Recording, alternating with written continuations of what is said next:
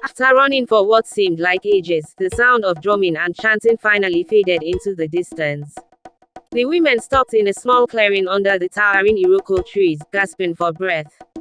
The forest was alive with the rustling of leaves, the distant hoot of an owl, and the occasional cry of a bush baby. The smell of wet earth and wood smoke lingered in the air. Ola sat on the ground, trying to calm her racing heart. She turned to the woman who had saved her. "Thank you. My name is Ola. What is yours?" The woman gave her a faint smile. "I am Dinma," she said, her voice soft but tinged with sadness. "How did you end up here, Dinma?" Ola asked, her curiosity growing. Dinma exhaled deeply. Sumo was my neighbor back home in my village. He was kind and wealthy. I fell in love with him. I didn't know he was a spirit being until I woke up here."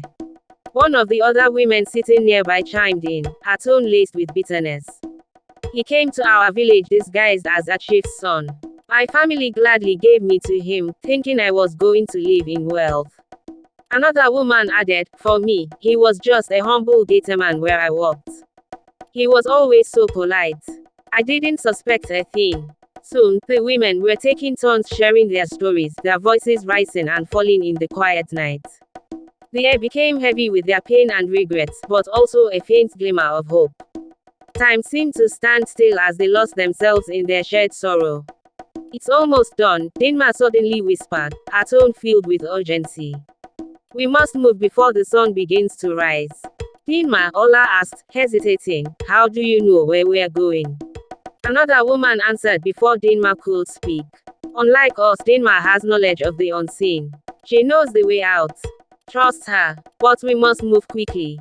Dinma's face was grim as she added, "If the sun meets us in this forest, we will find ourselves back in the village.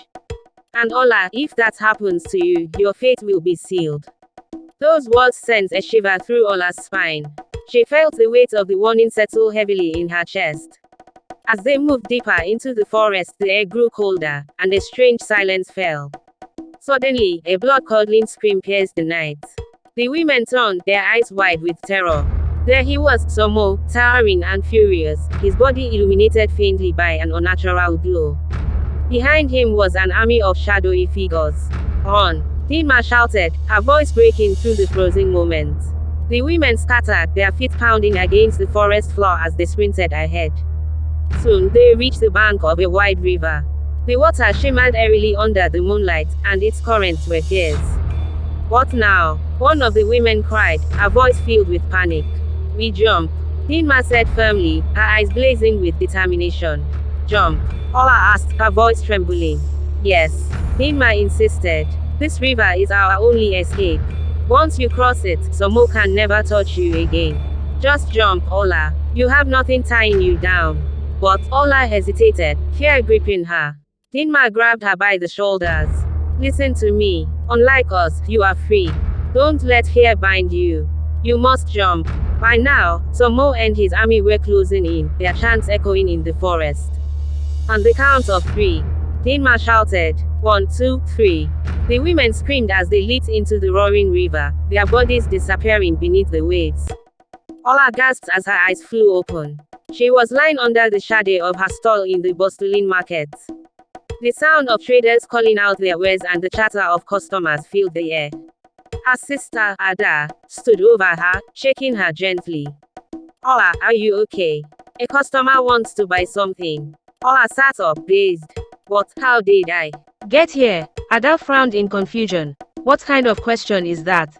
We came here together from home this morning.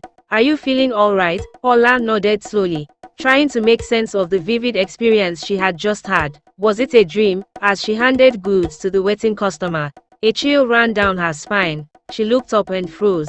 In the distance, standing among the crowd, was Sumo, his eyes fixed on her, his eyes sad.